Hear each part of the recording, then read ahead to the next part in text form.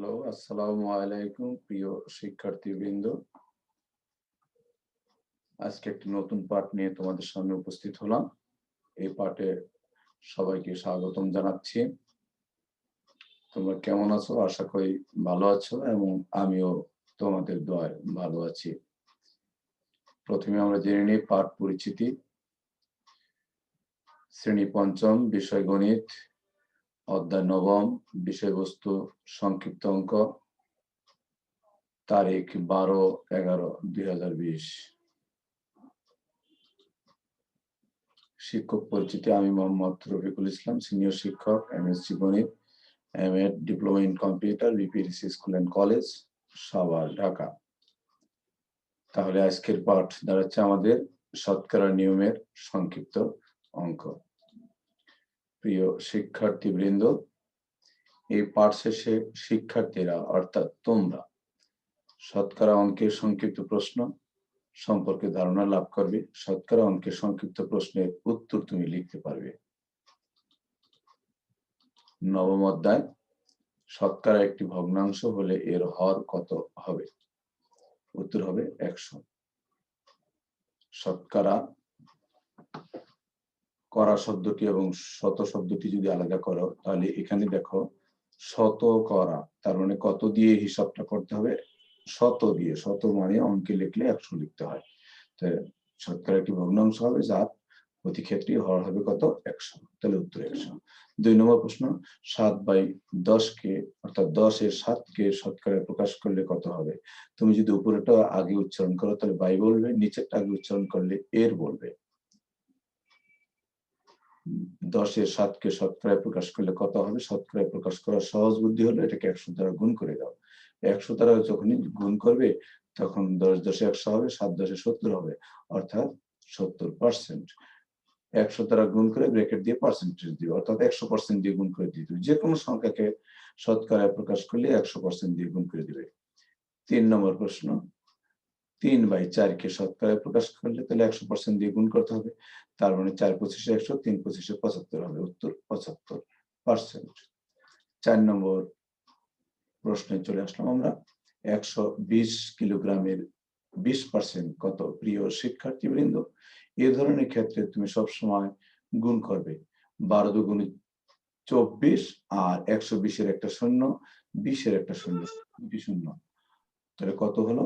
12 দুগুণ 24 আর 2টা শূন্য, 2400। কিন্তু এই শতকরার জন্য যেহেতু শতকরার একটি ভগ্নাংশের নিচে 100 থাকবে, ওই 2 শূন্য জন্য 2 ঘর আগে দশমিক, তার মানে 24.00। দশমিকের পর 00 বাদ দেওয়া যায়। এই কারণে তুমি উত্তরটি লিখবে 24 কিলোগ্রাম। কত গ্রাম? এর 56% হলো 42 গ্রাম। এই ক্ষেত্রে তুমি কত গ্রাম এটাকে ক ধরে অথবা খালি ঘর ধরে, তোমার পাঠ্য বইয়ে এই অঙ্কটি আছে, ক ধরে হিসাবটি তুমি করে নেবে। হিসাবটি করলে 75 চলে আসবে। এখানে লিখবে খালিঘর এর দিয়ে 56, 56/100 সমান সমান 42 দিবে। এরপরে ক্যালকুলেশন করলে, সরলীকরণ করলে 75 চলে আসবে। 6 নম্বর প্রশ্ন, বার্ষিক মুনাফার হার 5% হলে 200 টাকার 2 বছরের মুনাফা কত হবে? এক্ষেত্রে সহজ একটা বুদ্ধি আছে। প্রিয় শিক্ষার্থীবৃন্দ, অঙ্কগুলো যা আছে সব গুণ করে দাও। 2, 200 এবং 5। তাহলে গুণ করলে পাচ্ছি 5 দুগুণ 10, 10 দুগুণ 20 আর এই দুটি শূন্য। তাহলে কত হলো? 20 আর 2টি শূন্য মানে 2000। 2000 থেকে এই শতকরার কারণে তোমাকে 2টি শূন্য বাদ দিতে পারতো। 2 ঘর আগে দশমিক বসাবে, তাহলে উত্তর পেয়ে যাচ্ছে আমরা 20। আর যদি কোনো অঙ্কে 2টি শূন্য থাকে প্রথমেই 2টি শূন্য বাদ দিয়ে নেবে শতকরার কারণে। তাহলে এই 2টি শূন্য বাদ দিলে শুধু 2 থাকে। 2 গুণ করে 4, 4×5 20। তার মানে উত্তর আমরা পেয়ে যাচ্ছি 20 টাকা। যখনই এই ধরনের প্রশ্ন থাকবে 2টি শূন্য থাকলে 2টি শূন্য আগে বাদ দিয়ে নেবে শতকরার কারণে, তাহলে আর দশমিকের চিন্তা করতে হবে না তোমাকে। উত্তর আমরা পেয়ে গেলাম কত? 20 টাকা। 7 নম্বর প্রশ্ন, প্রিয় শিক্ষার্থীবৃন্দ, একটি কলম 200 টাকায় কিনে 220 টাকায় বিক্রি করলে শতকরা কত লাভ? শতকরা কত লাভ এখানে একটু হিসাব করো। 200 টাকায় ক্রয় মূল্য, বিক্রয় মূল্য হলো কত? 220 টাকাতে লাভ হয়েছে 20 টাকা। 200 টাকায় 20 টাকা লাভ হলে 100 টাকায় 10 টাকা হবে। 100 টাকায় যে, কারণ 200 কে যখন 2 দিয়ে ভাগ করবে, 20 কেও 2 দিয়ে ভাগ করতে হবে। 200 কে 2 দিয়ে ভাগ করলে 100, আর শুধু 20 কে 2 দিয়ে ভাগ করলে 10। তার মানে 100 টাকায় 10 টাকা লাভ হলো। আর 100 টাকায় যেই লাভটা হয় সেটাকে আমরা শতকরা বলি। তাহলে এই ক্ষেত্রে উত্তর পেয়ে যাচ্ছি 10% লাভ। 8 নম্বর প্রশ্ন, প্রিয় শিক্ষার্থীবৃন্দ, একটি পেন্সিল 20 টাকায় কিনে কত টাকায় বিক্রি করলে 5% ক্ষতি হবে? একটি পেন্সিল 20 টাকায় কিনে কত টাকায় বিক্রি করলে, কত টাকা সেটা নাই, তাহলে আমরা কি জানি 5% ক্ষতিতে বিক্রি মূল্য 100 বিয়োগ 5 মানে 95। তাহলে কি বলবো, ক্রয় মূল্য 100 টাকা হলে বিক্রয় মূল্য 95 টাকা, ক্রয় মূল্য 1 টাকা হলে কত টাকা, ক্রয় মূল্য 20 টাকা হলে কত। এখানে দেখো 5 করে 100, 5 19 95। তার মানে তুমি যখনই কাটাকাটি করবে উত্তরটি পেয়ে যাবে কত, 19 টাকা। প্রশ্ন নম্বর 9, একটি সংখ্যার 50% এর সমান যদি 6% এই 6 হয় তাহলে সংখ্যাটি কত হবে? তার মানে একটি সংখ্যার 50% এর সমান 6 হলে সংখ্যাটি কত হবে? একটি সংখ্যার কোন সংখ্যা সেটা দেওয়া নেই। তো এই ধরনের রাশিতে তুমি হয়তো মনে করো সংখ্যাটি ক ধরবে অথবা খালি ঘর ধরবে। তোমার পাঠ্য বইয়ের যে প্রথমে কয়েকটি সংক্ষিপ্ত প্রশ্ন 3-4টি দেওয়া আছে, ওর ভিত্তিতে তন্মধ্যে কিন্তু এটি একটি, তার মানে 12। আগের প্রশ্নটির মতন এটি অ্যান্সার করবে। এরপরে 10 নম্বর প্রশ্ন, বিনিয়োগকৃত টাকাকে কি বলে? মূলধন বলে। আমরা যেহেতু ছোট ক্লাসে পড়ি, আমরা মূলধন না বলে বলবো আসল। 11 নম্বর প্রশ্ন, শতকরা লাভ বা ক্ষতি কিসের উপর নির্ভর করে? শতকরা লাভ বা ক্ষতি কিসের উপর নিয়ে হিসাব করা হয়? সব সময় আসলের উপর, মূলধনের উপর হিসাব করা হয়। তার মানে উত্তর হবে কি, মূলধন বা আসল বা ক্রয় মূল্য। তাহলে ক্রয় মূল্যের উপর হিসাব করা হবে লাভ বা ক্ষতি। যে টাকাটা তোমার প্রথমে ছিল সেটাই হলো তোমার ক্রয় মূল্য, যে টাকা দিয়ে তুমি ক্রয় করেছো। তাহলে লাভ বা ক্ষতি কিসের উপর নির্ভর করতেছে? শেষ পর্যন্ত উত্তর পেয়ে গেলাম কি আমরা, ক্রয় মূল্যের উপর লাভ বা ক্ষতি নির্ভর করে। 12 নম্বর প্রশ্ন, প্রিয় শিক্ষার্থীবৃন্দ, শতকরা কি দ্বারা প্রকাশ করা হয়? শতকরা, তার মানে শতকরার একটা চিহ্ন আছে, ওই চিহ্নটি তুমি বসাই দিবে তাহলে উত্তর হয়ে যাবে। শতকরার চিহ্ন আমরা জানি, একটু বাঁকা চিহ্ন দিয়ে দুই পাশে দুইটি গোল চিহ্ন দিতে হয়। এটা অনেকে ফুল স্টপ দেয়, ফুল স্টপ দিলে কিন্তু হবে না, এই যে দুটো শূন্য দিতে হবে। শতকরা মাঝখানেরটাকে 1 মনে করো, দুই পাশের দুটি শূন্যকে যদি তুমি 0 মনে করো তাহলে 100 হয়, তার মানে শতকরা 100 হয়ে যায়। মাঝখানটাকে যদি 1 মনে করো, দুই পাশে দুটো শূন্য, 100, শত, শত করা, মানে শত করা কত দিয়ে করা, 100 দিয়ে করা। তাহলে এই শতকরা চিহ্নটি কিন্তু 100 এর প্রতীক। 13 নম্বর প্রশ্ন, শতকরা বলতে কি বোঝো? শতকরা এমন একটি ভগ্নাংশ যার সর্বদা হর হবে 100। তাহলে আমরা লিখতে পারবো কি, শতকরা এমন একটি ভগ্নাংশ যার হর সর্বদা 100 হয়। শতকরা অলওয়েজ একটি ভগ্নাংশ, কিন্তু তার হর থাকবে কি 100। শুধু যদি তুমি লিখতে শতকরা একটি ভগ্নাংশ, শতকরা বলতে বুঝি শতকরা একটি ভগ্নাংশ, তবুও কিন্তু হতো উত্তরটি। 14 নম্বর প্রশ্ন, 20% কে ভগ্নাংশে প্রকাশ করলে কত হবে? প্রিয় শিক্ষার্থীবৃন্দ, 20% কে তাহলে শতকরা চিহ্ন উঠে দিতে হলে নিচে 100 দিতে হয়, এটা আমরা জানি। তাহলে 20/100 কাটাকাটি করলে 5 করি 100, উপরে 20 ওকে 20, তার মানে 1/20, উত্তর 1/20 পেয়ে যাচ্ছি আমরা। এখন প্রশ্ন হলো, এত কে ভগ্নাংশে প্রকাশ করলে, তুমি ইচ্ছা করলে এটা দশমিক ভগ্নাংশ প্রকাশ করতে পারতে। দশমিক ভগ্নাংশে প্রকাশ করলে কত হতো, 0.20, অর্থাৎ 0.2। 2 এর পরে শূন্যের কোনো ভ্যালু নেই, কারণ শূন্যের পরে তো সার্থক অঙ্ক নেই। তার মানে 0.2 এটা লিখলেও চলতো, যেহেতু এখানে ভগ্নাংশটা কি সাধারণ ভগ্নাংশ হবে না দশমিক ভগ্নাংশ হবে, কি ভগ্নাংশ হবে উল্লেখ করে নাই, এই কারণে উত্তর কিন্তু দুইটাই রাইট হতো, 0.2 অথবা 1/5। 1/5 উপরেটা আগে উচ্চারণ করলে, আগে আমি বলেছি কি উপরেটা আগে উচ্চারণ করলে তোমাকে বলতে হবে বাই, নিচেরটা আগে উচ্চারণ করলে বলতে হবে এর। বাই কথার অর্থ হলো ডিভাইডেড বাই, সংক্ষেপে বাই বলা হয়। 15 নম্বর প্রশ্ন, 50 টাকার 30% কত? এই ক্ষেত্রে তুমি ডাইরেক্ট গুণ করে দিবে। আর দেখো 30%, 30-এর 1 শূন্য এবং 50-এর 1 শূন্য বাদ দিয়ে দাও, কারণ যে শতকরা নিচে 100 যাবে, এই কারণে দুটি শূন্য আগেই বাদ দিয়ে দাও। তাহলে বাকি থাকলো 3 এবং 5, 3 আর 5 গুণ করলে 15 হয়ে যাচ্ছে, উত্তর 15 টাকা। আবার বলতেছি আমি, 50-এর একটা শূন্য আর 30-এর একটা শূন্য, দুইটা শূন্য বাদ দিয়ে দেবো। কেন? কারণ শতকরা মানেই তো ভগ্নাংশ, নিচে 100 যাবে। নিচে যখন 100 যাবে, 50-এর 1 শূন্য আর 30-এর 1 শূন্য বাদ দিলে নিচের দুইটা শূন্য বাদ হয়ে যাচ্ছে। এই ক্ষেত্রে আমরা 3 5 15 উত্তর পেয়ে গেলাম। এই ক্ষেত্রে যদি প্রিয় শিক্ষার্থীবৃন্দ যদি বলতো 60 টাকার 30% কত, তো 60-এর 1 শূন্য, 30-এর 1 শূন্য বাদ দিলে 318 হতো। যদি বলতো 40 টাকার 30% কত, তো 40-এর 1 শূন্য, 30-এর 1 শূন্য বাদ দিলে হয়ে যেত 3 4 12। আশা করি বুঝতে পেরেছ। এখন আমরা 16 নম্বর প্রশ্নে চলে যাব। প্রিয় শিক্ষার্থীবৃন্দ, 90% কে ভগ্নাংশে প্রকাশ করলে, এক্ষেত্রেও দেখো তোমাকে বলে নাই সাধারণ ভগ্নাংশ অথবা দশমিক ভগ্নাংশ, তার মানে তুমি দুইটিই দিতে পারবে। 0.0909, 9 এর পরে শূন্য বাদ দিলে চলে, তাহলে 0.9 বলতে পারবে, অথবা কি বলতে পারবে 90/100 কাটাকাটি করলে হবে 9/10। তার মানে দুইটি উত্তরই রাইট হবে, 9/10 অথবা কি লিখবে 0.9। ভগ্নাংশের হর কত দিয়ে শতকরা করা হয়? আমরা জানি ভগ্নাংশের হর, ভগ্নাংশ যখনই শতকরা আসে তখনই ভগ্নাংশটা 100 হয়ে যায় হর। তাহলে উত্তর হর হলো কত? 100। ভগ্নাংশ যখনই হর 100 থাকবে সেটাকে আমরা ওই 100 বাদ দিয়ে পার্সেন্টেজ শতকরা চিহ্ন দিতে পারবো। 18 নম্বর প্রশ্ন, 0.24 কে শতকরায় প্রকাশ করা। এই ক্ষেত্রে দেখো 0.24, দশমিক উঠাই দিলে নিচে 24-এর নিচে কত যাবে? 1 যাবে। আর 2 দশমিকের পর দেখো দুইটি ঘর, 2 একটি ঘর, 4 একটি ঘর, 2 ঘরের জন্য দুইটি শূন্য, মানে অর্থ দাঁড়াচ্ছে কি দশমিক উঠিয়ে দিবে, দশমিকের পর যতটি অঙ্ক থাকবে প্রত্যেকটা অঙ্কের জন্য ওই দশমিকের জন্য 1 হবে নিচে, আর দশমিকের পর প্রতিটি ঘরের জন্য একটি একটি করে শূন্য তুমি একের ডান পাশে বসিয়ে দিবে। তাহলে আমরা এখানে দেখতে পাচ্ছি দশমিকের পর 2 ঘর আছে, তার মানে দশমিক উঠাই দিলে 24-এর নিচে 1 যাবে, আর দুইটি ঘরের জন্য দুইটি শূন্য, তার মানে 24/100। 24/100 কে যদি তুমি কাটাকাটি করো তাহলে কি হবে?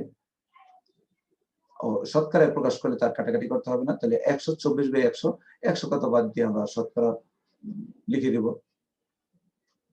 অর্থাৎ তাহলে একটা সংক্ষেপে একটা কথা বলি, 0.24, 0.10, দশমিকের পর 2 ঘর থাকলে তুমি ডাইরেক্ট দশমিকটি উঠিয়ে দিয়ে শতকরা চিহ্ন দিয়ে দিবে। যে যদি হতো 0.45, তাহলে লিখতে 45%। 0.15 তার মানে 15, 0.15 মানে 15, দশমিক উঠে দিয়ে 15%। 0.12 তার মানে 12, দশমিক উঠে দিলে 12%।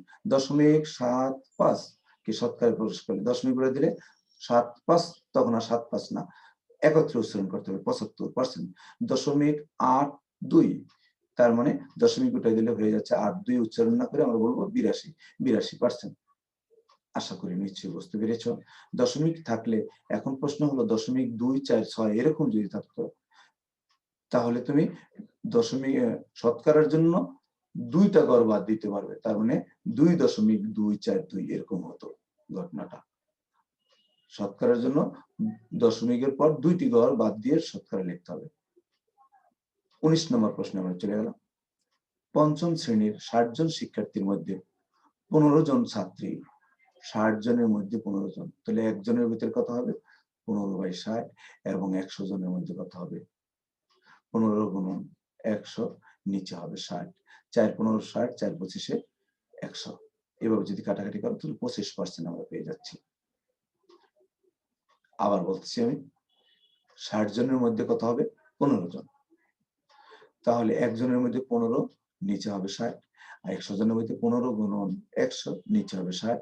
15 আর 60 যখন তুমি কাটাকাটি করবে, 4 15 60, তাহলে নিচে 4 থাকতেছে 4, আর উপরে 100, তাহলে 4 25 100, এই যে 25।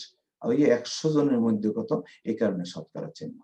100 জনের ভিতরে 50, এই 25 জন, তার মানে যখন আমরা উত্তরটি লিখবো তখন শতকরা দেব, অথবা বাংলায় লিখতে পারতে শতকরা 25 জন ছাত্রী। এটা লিখলে তখন আর শতকরা চিহ্নটি দিতে হতো না। বাংলায় লিখলে শতকরা 25 জন ছাত্রী এভাবে লিখতে হবে। আর যদি শুধু পার্সেন্টেজ দাও 25% ছাত্রী, তাও হতো, 25% লিখলেও চলবে। 20 নম্বর প্রশ্ন, 2 লিটার দুধ 10 লিটার দুধের শতকরা কত? 10 লিটার দুধের, দেখো এর আছে কার সাথে, র আছে 10 লিটারের সাথে। 10 লিটার দুধের, তাহলে 10 যাবে নিচে, 2 আসবে কোথায়, 2 আসবে উপরে, তাহলে 1/5। 1/5 একটা ভগ্নাংশ, এটাকে শতকরায় প্রকাশ করলে 100% দিয়ে গুণ করবে। তার মানে 1/5 কে যখনই তুমি 100 দিয়ে গুণ করবে, 5 কুড়ি 100, তার মানে 20%। 2/10 হবে প্রথমে, কাটাকাটি করলে 1/5, 5 দিয়ে 20 কে ভাগ দিলে তাহলে কত হয়ে যাবে, 20%। প্রিয় শিক্ষার্থীবৃন্দ, 21 নম্বর অঙ্ক, 15টি কলমের 40% কতটি কলম? এখানে দেখো প্রিয় শিক্ষার্থী, 2টি শূন্য থাকলে তো আমাদের সুবিধা থাকতো, আমরা 2টি শূন্য বাদ দিয়ে গুণ করে থাকতাম, এখানে কিন্তু 2টি শূন্য নেই। তাহলে তুমি প্রথমে কি করবে, 4 15 60, 60 আর এই 40-এর 1 শূন্য, তাহলে হবে কত, 600। 600, এই শতকরা চিহ্নের জন্য 2টি শূন্য বাদ দিতে হবে, মানে ডান দিক থেকে বাম দিকে এসে 2 ঘর আগে দশমিক বসাবে, তার মানে 6.00, তার মানে শুধু 6টি। এটা লিখবে 6.00টি না লিখে 6টি লিখবে। 6.00, তার মানে দশমিকের পর শূন্যের পর কোনো সার্থক অঙ্ক নেই, এই কারণে 00 বাদ দিতে পারবে তুমি। 22 নম্বর প্রশ্ন, 9% কে দশমিক ভগ্নাংশে, এবার কিন্তু তুমি লব হর দিয়ে প্রকাশ করতে পারবে না, কারণ দশমিক ভগ্নাংশ বলে দিয়েছে। দশমিক ভগ্নাংশে প্রকাশ করলে কত হবে? তাহলে অবশ্যই তোমাকে এই ক্ষেত্রে কি করতে হবে, দশমিক দিয়ে প্রকাশ করতে হবে। তাহলে নিচে কত যাবে, 100 যাবে, তাহলে নিচে 100 যাওয়া মানেই হলো 2 ঘর আগে দশমিক দিতে হবে, 9 একটা ঘর, আর একটা ঘর হলো শূন্য দিয়ে তৈরি করবো আমরা, তার মানে 0.09। আবার দশমিক যখন উঠিয়ে দেব, তখন এটাকে দশমিক উঠিয়ে দিলে দশমিকের পর 2টি ঘর, তার মানে 0.9%, শুধু 9% এটা লিখতে পারবো আমরা। তাহলে দশমিকের বিষয়টা নিশ্চয়ই বুঝতে পেরেছ, 9/100 হবে, 100, তার মানে 1-এর পাশে 2টি শূন্য, তাহলে লবের 2 ঘর আগে দশমিক বসালে নিচে 100 বাদ দেওয়া যাবে। প্রিয় শিক্ষার্থীবৃন্দ, আমরা উত্তর পেয়ে গেলাম 0.09। 23 নম্বর অঙ্ক, 65% কি সাধারণ ভগ্নাংশ? এখন কিন্তু তুমি এটাকে দশমিক ভগ্নাংশে আর প্রকাশ করতে পারবে না, শুধু যদি বলে ভগ্নাংশ প্রকাশ করো, তখন তুমি ইচ্ছা করলে দশমিক ভগ্নাংশ প্রকাশ করতে পারো, সাধারণ ভগ্নাংশ প্রকাশ করতে পারো। কিন্তু সাধারণ ভগ্নাংশ যেহেতু উল্লেখ করে দেওয়া হয়েছে, অতএব এখানে সাধারণ ভগ্নাংশই করতে হবে, 65/100। এরপর 5 দিয়ে কাটাকাটি করো, তখন আসবে 5 13 65, আর নিচে আসবে 5 20 100, তার মানে 13/20। উত্তর 13/20। 24 নম্বর প্রশ্ন, প্রিয় শিক্ষার্থীবৃন্দ, 3টি চকলেট, কতটি চকলেটের 60%? কতটি চকলেটের, এখানে তুমি ইচ্ছা করলে কি ধরতে পারবে, ক ধরে নিতে পারবে, 3 গুণন, তাহলে ক 3 গুণন ক, তাহলে ক কোথায় যাবে, যেহেতু চকলেটের, কতটি ক চকলেটের, তাহলে এই ক যাবে নিচে, 3/ক সমান সমান 60%। এরপরে 60% পার্সেন্টেজ উঠে দিলে নিচে 60 এর নিচে 100 যাবে, কোনাকুনি গুণ করে তারপর সরলীকরণ যখন করবে, তুমি উত্তর পেয়ে যাবে 5টি। এই 5টি চকলেটে 3টি চকলেট হবে 60%। 3/5 গুণন 100%, 5 কুড়ি 100, 3 20 60। নিশ্চয়ই বুঝতে পেরেছ। 25 নম্বর অঙ্ক, আমি আবার বলতেছি প্রিয় শিক্ষার্থীবৃন্দ, আবার বলতেছি বিষয়টা, তুমি যখন এই 5টি চকলেটের কিভাবে 60% হয় সেটা আবার বলতেছি। 3/5 একটা ভগ্নাংশ হয়ে গেল, আর আমাদের এই ক্ষেত্রে হবে 3/ক, ক এর মান হবে 60%, তাহলে 3/5 গুণন হবে 100%, 5 দিয়ে 100 কে গুণ করলে, কাটাকাটি করলে কত হবে, 20। 20 আর 3 যখন গুণ করবে তখন 60, আর ওই যে 100% এর পার্সেন্টেজ থেকে গেল, তার মানে 60%। 25 নম্বর প্রশ্ন, আসল টাকার অতিরিক্ত যে টাকা দেয় তাকে কি বলে? কে দিবে? ব্যাংক দিবে। আসল টাকা তো তুমি ব্যাংকেই রাখবে, ব্যাংক তোমাকে যে অতিরিক্ত টাকা দিবে সেটাকে মুনাফা বলে, লাভ বলে। মুনাফা, লাভ, প্রফিট, তুমি যেটাই বলো না কেন একই অর্থ। এক্ষেত্রে মুনাফাও বলতে পারো, লাভও বলতে পারো। 26 নম্বর প্রশ্ন, বার্ষিক মুনাফা নির্ণয়ের সূত্রটি লিখো। তাহলে মুনাফার বার্ষিক মুনাফা সমান সমান আসল গুণন বার্ষিক মুনাফার হার গুণন সময়। প্রিয় শিক্ষার্থীবৃন্দ, অনেক ক্ষেত্রে অনেকেই এই সময় কথাটা উল্লেখ করে না। যারা সময় কথাটা উল্লেখ করবে না তবে কিন্তু কাটা যাবে, কারণ 3 বছর 4 বছর 5 বছর এরকম থাকে। তখন তুমি যদি সময় কথাটা উল্লেখ না করো তখন তো এই সূত্রটি দিয়ে অঙ্ক করতে পারবে না। আমি বিগত বছরে দেখেছি অনেকেই এই ভুলগুলো করে থাকে। এখানে অবশ্যই সময় কথাটি উল্লেখ করবে। আসল গুণন বার্ষিক মুনাফার হার গুণন সময় ডিভাইডেড বাই 100। 26 নম্বর প্রশ্ন, আসল কাকে বলে? আসল কাকে বলে? বিনিয়োগকৃত যে টাকাটা তুমি বিনিয়োগ করবে ব্যাংকে সেটাই হলো আসল। তাহলে বিনিয়োগকৃত টাকাকে বলা হয় আসল। যখন তুমি উপর ক্লাসে উঠবে তখন সে এটাকে আসলও কখনো কখনো আসল বলবে, কখনো কখনো মূলধন বলবে। অষ্টম শ্রেণীতে গেলে আবার বলবে কি এটা মূলধন, মানে মূলধনের প্রিন্সিপাল অ্যামাউন্ট, মূল টাকা, এ ধরনের শব্দগুলো পাবে। তো আমরা যেহেতু পঞ্চম শ্রেণীর স্টুডেন্ট এই জন্য আমরা কি বলবো, বিনিয়োগকৃত টাকাকে বলা হয় আসল। 28 নম্বর প্রশ্ন, প্রিয় শিক্ষার্থীবৃন্দ, মুনাফার হার 8% হলে 150 টাকার 3 বছর, এই দেখো সময় উল্লেখ আছে, দেখছো মুনাফা কত। তুমি সূত্রটি যদি ওখানে সময় উল্লেখ না করতে তাহলে 3 কোথায় বসাবে? তাহলে এই ক্ষেত্রে একটা সহজ বুদ্ধি আছে, নিচে কিন্তু 100 ছিল, তাহলে 100 থাকলে আমরা 3 150 আর 8 গুণ করে দেব। গুণ করে দিয়ে যা পাবো তার 2 ঘর ডান দিক থেকে বাম দিকে এসে 2 ঘর আগে দশমিক যদি বসাই দেই তাহলে গুণফলটা হবে প্রিয় শিক্ষার্থী 3600, তার মানে 3600। তাহলে ডান দিক থেকে বাম দিকে যখন 2 ঘর পরে দশমিক বসাবো তাহলে হবে 36.00। তার মানে শুধু 36 টাকা লেখলেও চলবে, আবার কেউ যদি 36.00 লেখো তবুও হবে উত্তরটি। 29 নম্বর প্রশ্ন, 6% শতকরা 6 টাকা মুনাফায় ব্যাংক থেকে 1200 টাকা ঋণ নিলে বছর শেষে আগে দেখো মুনাফা কত টাকা আসে। 6 12 72, আর এই 2 শূন্য তো বাদ দিয়ে দেবো, 2 শূন্য পেয়েছি আমরা। এই 100% এখানে আছে যে 6% মানে 100, নিচে 100, এই নিচের 100 এর কারণে এই 2 শূন্য বাদ দিয়ে নিলে আমরা 6 আর 12 পাচ্ছি। তাহলে 6 12 72 টাকা তাকে অতিরিক্ত টাকা দিতে হবে, আর মূল টাকা হলো 1200। তাহলে মোট তাকে বছর শেষে ফেরত দিতে হবে 1272 টাকা। এই ক্ষেত্রে উত্তর আমরা লিখবো 1272 টাকা। এক্ষেত্রে বলতে পারতো মুনাফা সহ কত টাকা ফেরত দিবে, এই ধরনের ভাষাও প্রয়োগ হয়, কথা একই। 30 নম্বর প্রশ্ন, একটি বইয়ের ক্রয় মূল্য 150 টাকা এবং বিক্রি মূল্য 180 টাকা, শতকরা কত লাভ? প্রিয় শিক্ষার্থীবৃন্দ, আগে তুমি দেখো এখানে বিক্রি মূল্য বেশি হয়েছে, কত টাকা বেশি হয়েছে? 30 টাকা বেশি হয়েছে। 150 180 থেকে বিয়োগ করলে 30, তাহলে লাভ বা ক্ষতি কিসের উপর নির্ভর করে? মনে আছে নিশ্চয়ই ক্রয় মূল্যের উপর। 150 টাকায় লাভ হয়, 30 টাকা, 1 টাকা কত, 100 টাকা কত।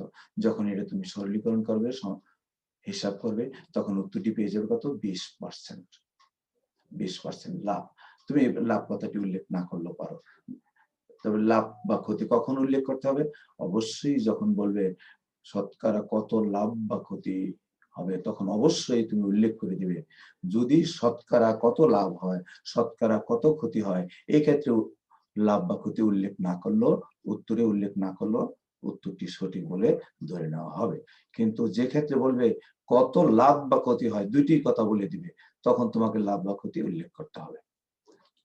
31 নম্বর প্রশ্ন, 300 টাকার 15%, এই যে 300, তার মানে 2টা শূন্য পেয়ে গেছি আমরা, তাহলে 2 শূন্য বাদ দিয়ে দাও। 2 শূন্য যখন বাদ দিয়ে দেবে থাকবে 3 আর এই 15, এই শতকরা চিহ্নের জন্য 2 শূন্য বাদ দিয়ে দিচ্ছি। তাহলে 3 আর 15 গুণ করলে হয়ে যাবে কত, 45 টাকা। 32 নম্বর প্রশ্ন, প্রিয় শিক্ষার্থীবৃন্দ, বিক্রয় মূল্য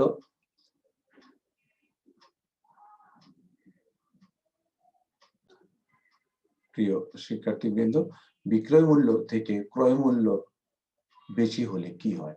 বিক্রি মূল্য থেকে ক্রয় মূল্য যখন বেশি হবে তাহলে ক্রয় মূল্য তো বেশি টাকায় কিনে কম টাকায় বিক্রি করছে, এই কথার অর্থ হলো এটা, তার মানে ক্ষতি হয়েছে। উত্তর ক্ষতি। ক্রয় মূল্য থেকে বিক্রয় মূল্য বেশি হলে কি হয়?